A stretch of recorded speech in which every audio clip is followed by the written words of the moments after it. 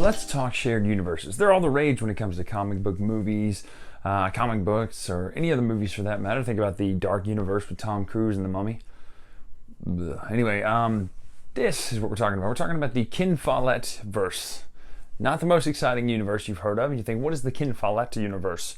Follett, I don't know. It is, in fact, the 3 games currently that are now in a shared universe that really don't have a lot to do with each other other than the fact they all have Kingsbridge Abbey in them. And that would be Pillars of the Earth, great game. World Without End, haven't played it, looks pretty fun. And last but not least, A Column of Fire. Based a lot later, obviously. Notice the ships. This one it's a little bit different. It's a little bit...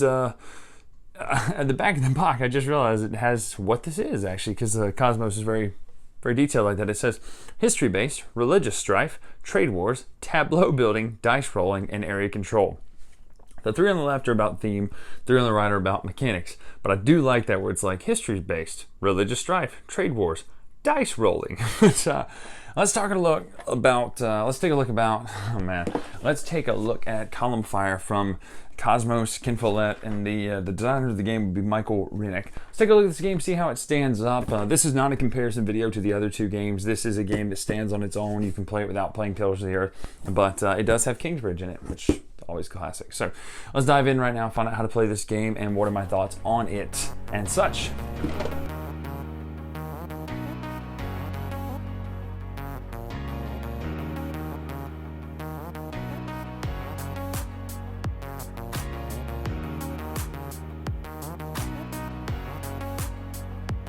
So here's the game setup. This is everything you need to know to play the game. Basically, you've got that beautiful Michael Menzel art here. You've got the character cards around the board. You've got your starting dice here. You start with these 6 dice. Every character does. A blue, a brown, a white, a purple, an orange, and a black. Notice the 4 colors here correspond to the 4 different countries around the board. So you've got your English, your French, your Spanish, and your Dutch, Belgium. Anyway, that's the 5 areas there. And this is a wild card dice, the blue one, and the black is your religious dice. So you'll roll your religious dice. Basically, you'll be assigned Protestant or Catholic from one of these cards at the beginning of the game. It could be random.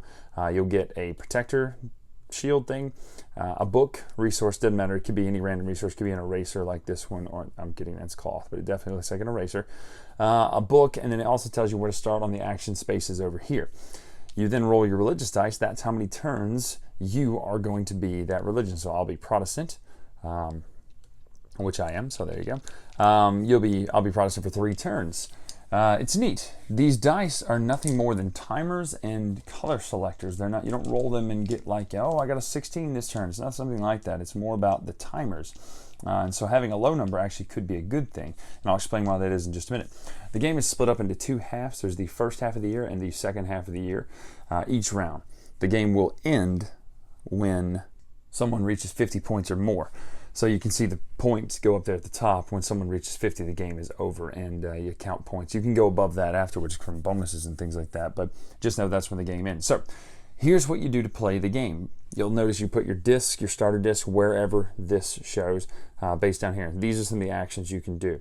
So there's 2 different things you do in the year. First half of the year, moving from left to right, you rotate left to right, rotate all the dice on your cards to decrease them by each one. So obviously you wouldn't do that your first year with the religious die, but this is your first card. It wouldn't actually be sitting here, but you won't be able to see it off frame if I put it down here. You also get these trading houses in your player color. Let's just say it's the second turn. You would rotate this down to 2. Just so you know, but we'll leave it at 3 for now. You then execute the action of each character once. Now, the religion card doesn't give you anything. If you are, however, the religious minority, you do get a victory point then. But exceptions.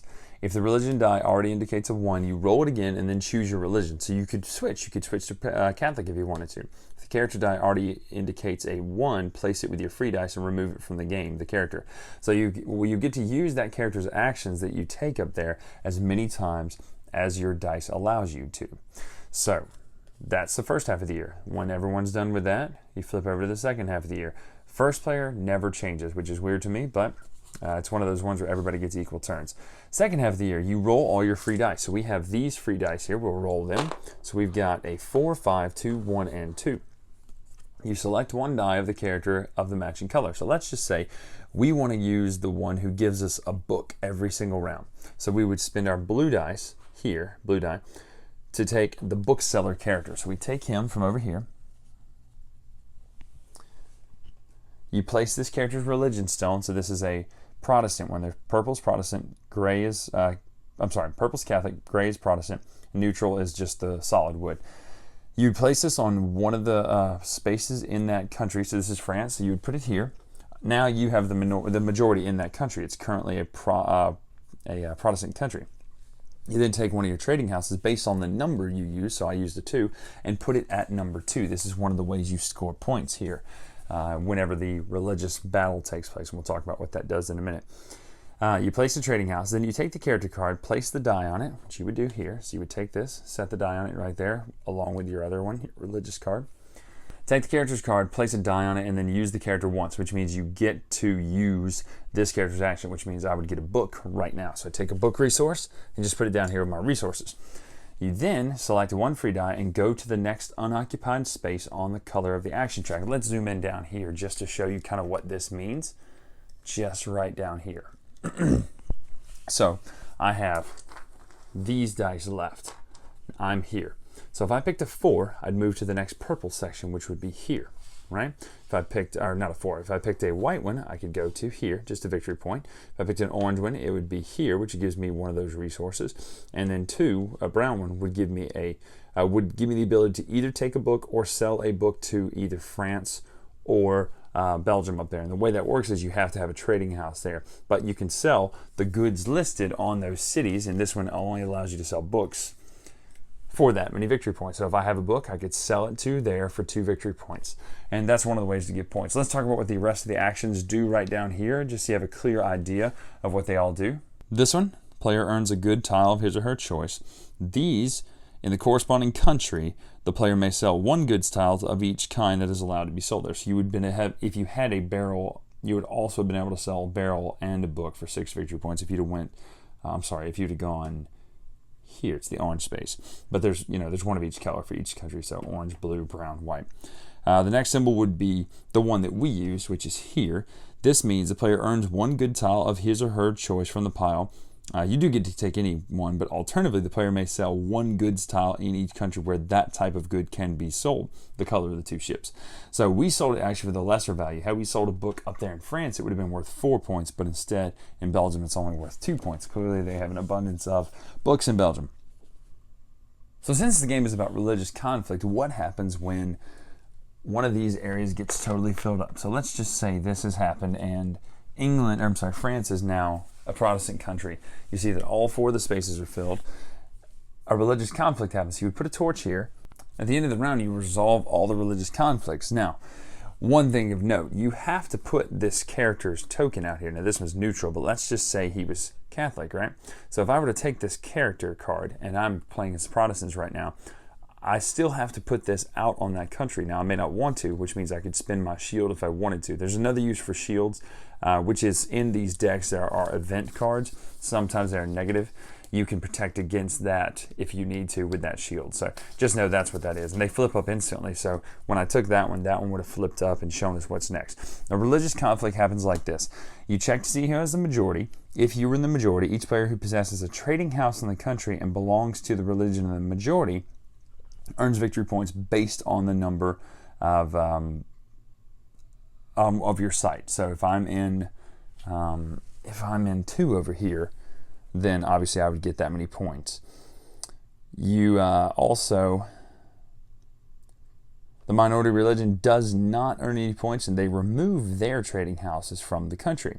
If a player does not possess a trading house in the country, they're obviously not affected. And that's it. So loser gains nothing. Winner gets to keep the area. Loser has to go home, basically. And that's the religious conflicts. That's how you play Column of Fire. So you're trying to control these areas. You're trying to make sure that you have your trading houses out so that you can score points when you get the majority in the area. You also can play by just trying to ship goods and stay out of the religious conflict as much as you can. Try to ship as many of these as you can by knowing which dice you want to play later. So you might think, oh man, I really want that brown card up there, but the next brown spot is going to get me exactly what I need with my dice. I can sell books here. So do I want to do that? So it's one of those things where you really think ahead with your dice. And then you go, well, I only have a 1 on this card. and it'd be nice to have that power right now and then immediately be able to use this dice again. So you just have to think about that, because here's the other thing. If your dice are sitting on top of these characters over here, you can't use your blue one. And if you really need to use your blue one, then, well, it's going to be kind of tough to do that. So you want to, sometimes it's good to have a 1 sitting on some of these characters so that you can get your dice back pretty quick. But that's how you play Column of Fire. So that's Column of Fire. That is how it plays. How does it stack up against Pillars of the Earth? Well, I said I wasn't going to do that in the beginning of the video, and I'm still not, in the sense I'm not going to compare it here and there, but I will say I like Pillars of the Earth better because the type of game that is. This, however, was a pleasant surprise. Now, the art is beautiful. It's a Michael Menzel art, I believe. His name should be on the back here somewhere. Yeah, it's Michael Menzel. You can do, it doesn't matter what the game is. It could be 6 Nymph mixed with, 6 Nymph's not really a bad game, but it could be like Phase 10 mixed with 6 Nymph, the extended edition, and if Michael Menzel does the art for it, I'll play it every time. It's beautiful art. Man, the board is fantastic. It's, these different regions of, you've got France and Denmark and England and all these different places. So it's a gorgeous looking game, obviously.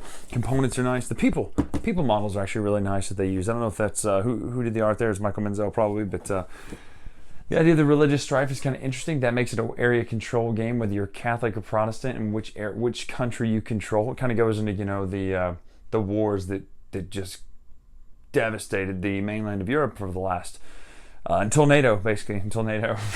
It was terrible. But it really talks about, it really deals with the religious strife. It also has that cool, movement control, or not movement control, but movement action selection. I really like that, based on which dice you pick or which dice you use to select your action with. I think that's cool to have your pool of dice and use them for different ways that really don't have anything to do with the numbers on them hardly, other than how many turns you can use them. I think that's a cool idea, to use dice as something other than dice.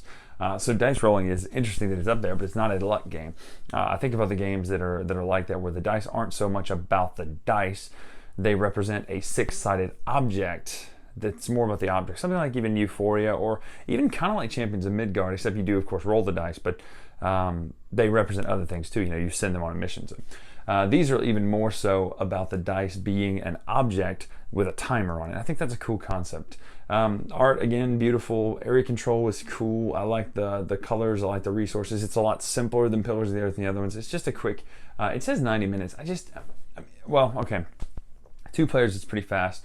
Multiple players, it might slow down a little bit, but it's a pretty fun game. I liked it.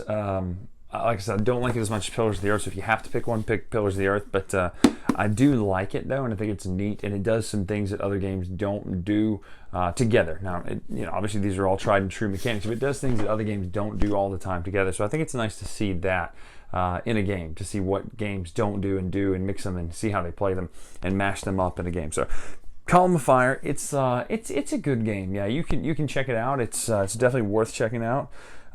Pretty, all that sort of stuff. Historical, if you like that sort of stuff. And if you need a complete set with Pillars of the Earth, World Without End, and this one, you definitely need to pick it up. So that's it for this time. I'm Bryan Drake with the latest retro here on the Dice Tower. For more videos, check out the playlist on my channel, where it just puts all the Dice Tower videos that I do together, so you can see that there. Also, make sure to follow us on Twitter at @TheLatestRetro, and you can check out here for our Patreon to kick a few bucks in if you enjoy the content we make. If not, don't worry about it. Thank you for watching, just in general. So until next time, I'm Bryan Drake. We'll see you.